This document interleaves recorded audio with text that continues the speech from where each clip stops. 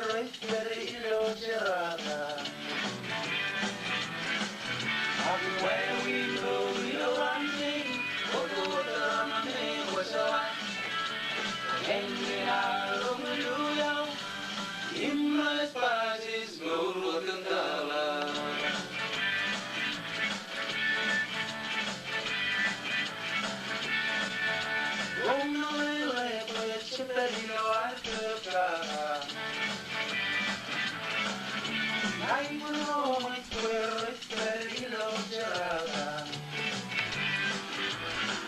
Where we know you're angry, Henry Hallelujah, Nimbus Buzzes, no what can Yeah! Yeah!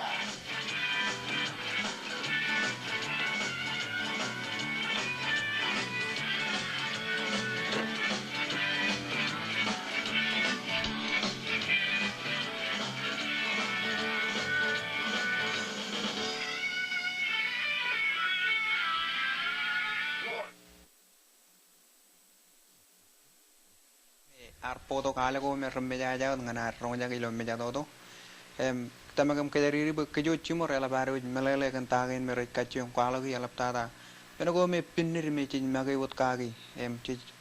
kamulu rome rar kamane halin alap tata timin kaya nyangin ngan wallal takon ngan lajaragan programinar cene lale chunian ribu benado ro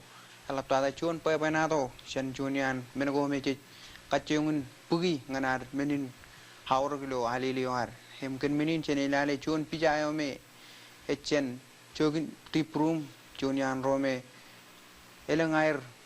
collection ak chedon menago me jit pugi nganar marungun kajaram kajbarogi alap tata ilo ranagin kan menin chene wallal takon nganar lale riba banadun chen chunian tip room gin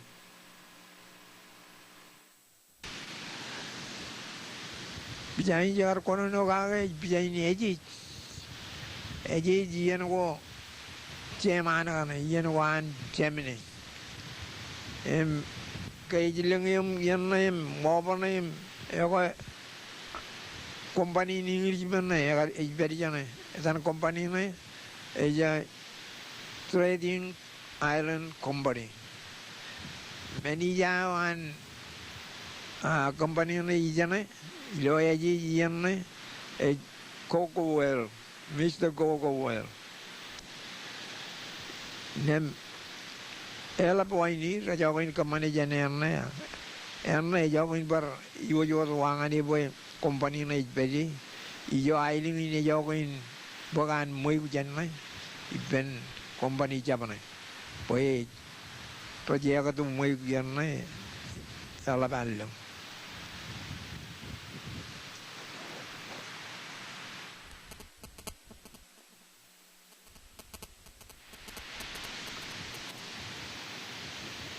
bijain yar kono no ye bijain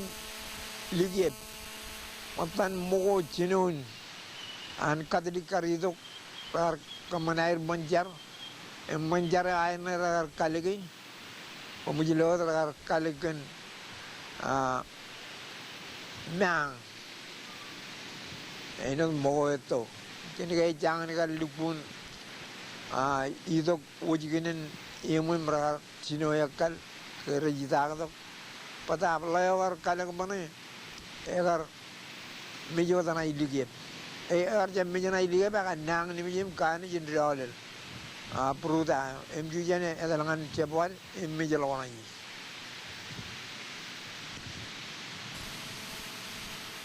Karalo jilo rainin cencunian chogin tip room collection ko hakkiya jane walla ta ko ngana lale parchuni kure yo me parainot minni nawr ngana jiri ro ne jiri minni nawr bu kejo ro me ra jalo je tv programin cen kallim jegi ken minin lale ma gu kurin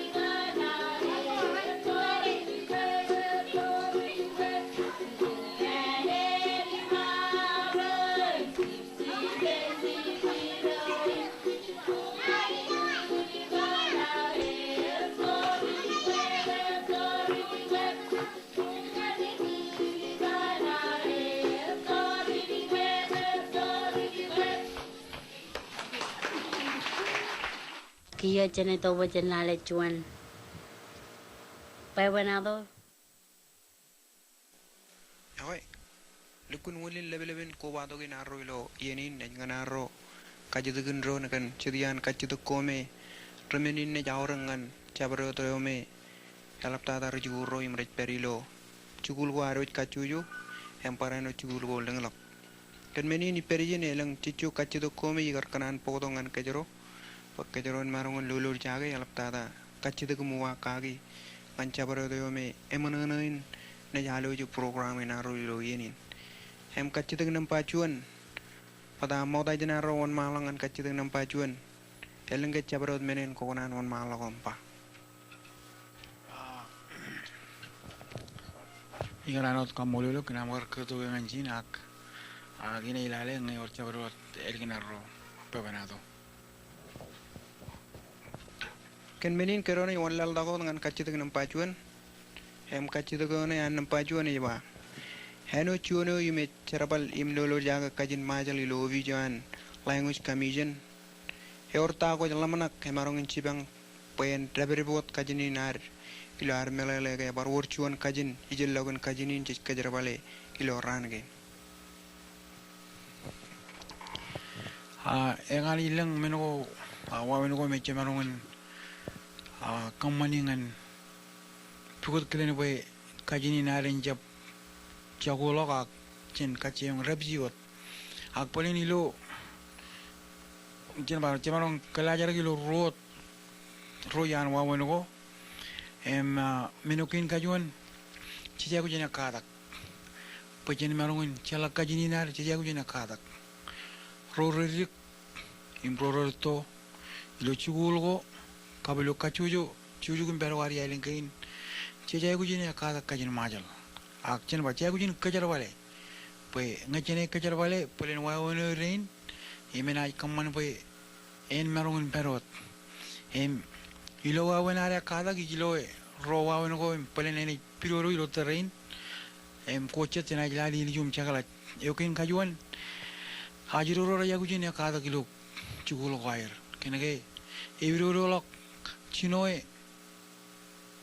kada ken kajin majal alap tada. Ko bagi tok cibe ala gal ilo ipen rujuguro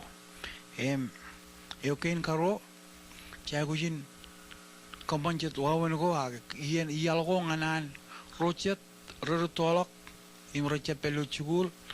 imela tada rutoro ilo chujugun perginar peren merongin ekada imeche ba kada godak paraino kajar bale kajini ne labana urek ak pelen jangan lukun alika rauragin angan kec ilo terejawin ait komol aganojin melele uagan kaciteng nampacuan enodam gar pabai cedian wawin ko ngan kajabarogot kajinin chino ilo chugul kacitu arro namparo kairone walal tako dejaba heorge ukukutak ko im ko jelo ranagin age mujan wala gilo kajin nar komarong ke kwalak cedian wancong ko im ko jelo ukukutak kini komol ega ileng ukutak am jair pekcikir jantere ko moda anran tolong antere ginar email tata ilo tere ginar ajiran rik ilo arale cilo chuna ni utako rala riwalo ranigin ejpe kajin argi cepkani labare kadak cenare kadak par kajin gocet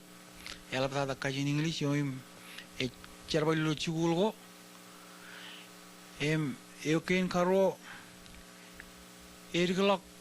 ar kajerbale kajin majlinar echablugun alikar ilo ar lale ilo kadak kain tayo kaman po in riglok agalanga chene lale ngan wancong gilo news pe bayo ranagain Eurjet pebenado go aga en nano go mer itongan ke remajal ak chenela lale rechijilo kajin English percuan ilo ipenchori ro rangain yang ari lang nano go rei kajar bali religidi lo kajin pelle agra konono eno ngaran konono kajin majal imroj kajal wal chet kajin belle go me roj pukchigin kajin majalo me nge or chedi en jangan ron jangan arba kajalo talin walk ailu molo jen karo chiro tani neta dal parainot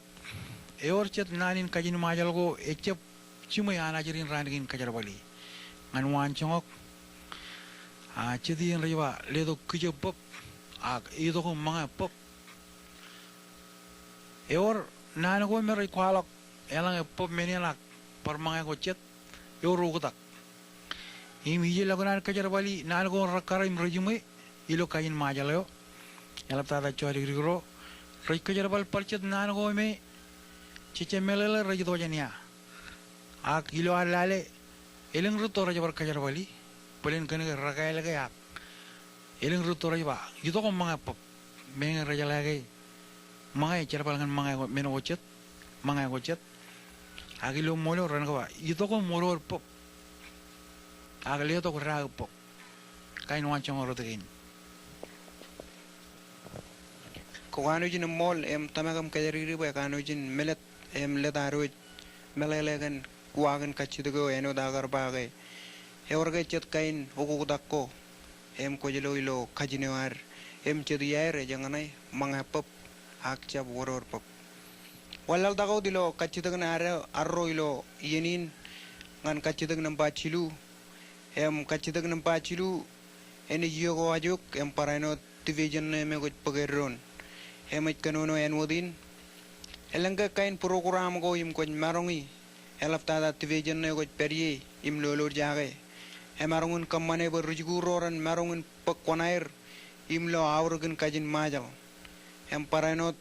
chugul ta kap emarong ke chugul go rode jalak enot kala jari lo ailengkein high school go ramarong kein relang aga relang e kain kata grodin kumol kajide gen ilung la man yar kiyar chinu dongan impak charbale kar lamana ko ra chido ki pa moda da gen bejan enot Cibarelo moda da rejuguro Romero pelu claj room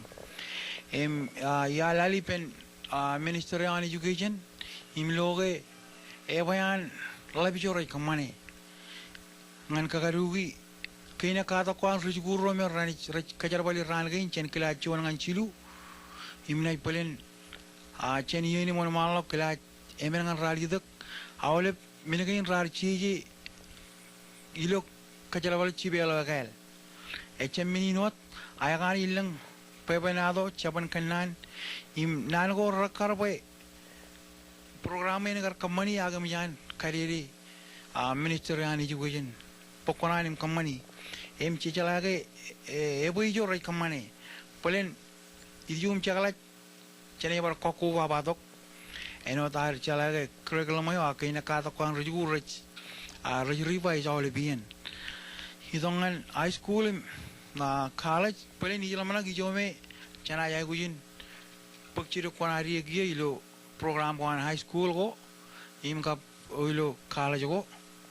elab dada CMI echangan kani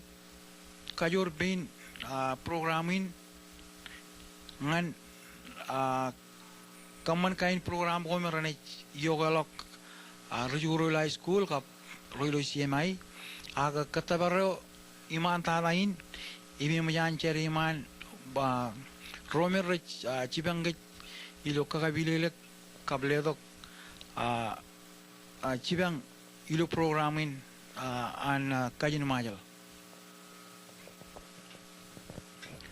kobarano the mall kanam gar kamelelegi kan chedian kelin moawin gome eminin cibang rujuro elapta da romer perilo kala jari lo ailenkin kachitagane arro marong kachito garro eliktada na ejaba kachitagane ne jalabo dan ne jiyo wajot ne kain cibel kain ne mi kokor kwala la moda kan ewi wawen kelen kajarbale im tayo jik kajarbale ngani eno darro chala kan ke egano jillung rujuguro iji jair kajarbale cibel kailin echep kan chabarewat ago problem yo kiyo echalo ne kada gnir parainot eji jaklen air kijong kajarbali akpa eder kiyo abanono in arro kiyo ewin ewin ej wawin arro ne kadabal bale em kajar bale nanagin ngancha bare do me ekanan pa tan nanagin haga ilang ke klenen me komarongun loe emarongun cibangir klen ridi nanagin em parenot pa ter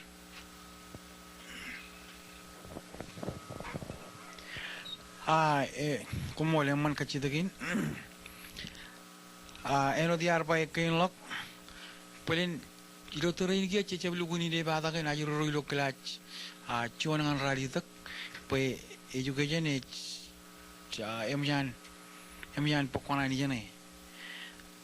igicen lelok kamini ni gicen cibel na yagai dengan ajur roilo kelach kolok eno tilo high school and college jangan or iyan naman yan ba yar kamane ay loginot ro kain program ko meji kamani giya chono ilo newspaper ayawar awle buige or chanan ko me che ido dagam kachide ki penara me nan ro ko me raganan boran walo gilu newspaper ne kabulu tv chedien nanagin rajwalo gilo newspaper na rajito ko jan kachu jo aram yoro me raganan boran walo che kwalok lupun katabare pe chen ekada clean chibel nanagin ilo ar lor chibel na yagal nan ko rajwalo gilo newspaper ne me ganan walo gilo walo buik che cheba kada ko kan naneo im rebel dan ilo kajin majal akchis parainot kajar bale chibelo yagal im chibela ligdilo chibelo yagal pe awle renmarung loe ayi logun wawen gin eor chon tik chinere giye mjan chino charbal eleng yer modalak giye eim ilo jon wawen ijelamnak ekarben orilo kachuju em ilo ailen gin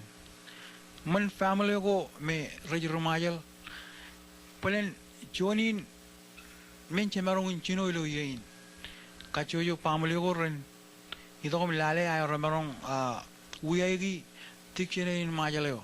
ligdi na ilo chigina kada ko ana jiru nijir romer pello high school kap college paraino dilo middle school yo pelen wawen go gain me chemarung cheji bay kapego iyal anar kalabalok program gain kera ragilok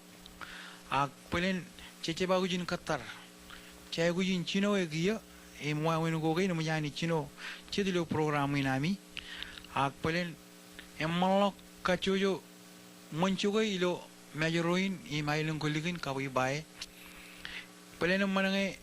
pamilio go wegi tikchine reo echeblu gun la bonen eleman na chibang pajiri ro rena kada kajarbal chibeng na kael melange eori jogo me ay gujin pak chibang go rala balo gilo ay guji kachida ki per ewe ubijami ubijan language commission bodo im parroilo alele musemin ranai kanijin chibang im parainot awale progragiro ilo elementary wan kien emajair train agam jair pakamini ni nganair kajarbal chibeli nakael emijalamanak eyin giya bo chojen chaga chibolio ilo rajang ron poyen rebi kajin majal nayar imchunian wamul ko ngan rebi ejay gujin chime ar chibeli ya karangan nanogo komol ego kokanu jine moltada yemijalamanak irgine jaleben kachido ko arro aga yini niganan katalongan go ngelang nanin kuku papa kap nanin rajang eo me konan pangan kejuj aramijin majal lapta da rujiguro parane dro chinen chemen pelen ilo terrain igaranot kwalok chirika enange ilo antologa cherbalo programi lale kajininar ngajilo chuan melinunguna bana aur eno chuan muyere me ngai ba ngame ke ilo an tolga cherbali elabloga itu glimo kage ela baloga loe ke ichon meni lungun aur elang menogo me ilo kajini nar agna no im menogo me matan manedin euchon program che kamani gi ilo tv adan program lai chala kajin chala manet lugun mol menin elang long nanin majalo ko jale ela baloga melala kajin majal im kajini amage kin karwo kajini ne jar menoi kwalo karkarin polen chena kabolo lalin im cholo gala bien ilo chikin gochet ak tono dan kajini nar per ilo mor genar tono dar ramajal ilo chet chikin go yar ilo ngani ilo lal gochet ngayar dane melolo ajarin majal recep merong kono kain majal elawan kabru mit pecedia rena chala pilium chaklat akawale promer pak felilo chon chuju komper elata de chiban pamali rajai gujin lukun melala kajin majal kenege kajineo ejmaneteo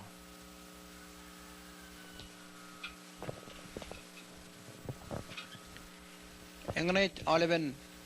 program me jan marongen podo gilo yenin halapta da ilar kajidugni pallabin chemero chuan me pageron program ilo language kamijeneo chemonana boy pallabin monana tawo jan marongen periper mar kwalak uwagan kachidukin me jan marongen kajidugni ilo yenin tamagam kajari bakyo jero me rajalo programin tagano jin melele megar kwalak chigome ngayorar kachidugi chemalagun kobalagum kachidagi pen language kamijeneo ijo me perilo kamijon ijolo SPO parainot kobado pen romer perilo alili museum parainot roim rech pageron alilio kan mengain chenay lelagan nanin kamolol manana tawit romer rech pageron programin kamolol kom kanamigar kijen me himalo je programin ak channelawak penai baru lotai je ilau chai lo awain wat joy im kapar aloje kom kana je namol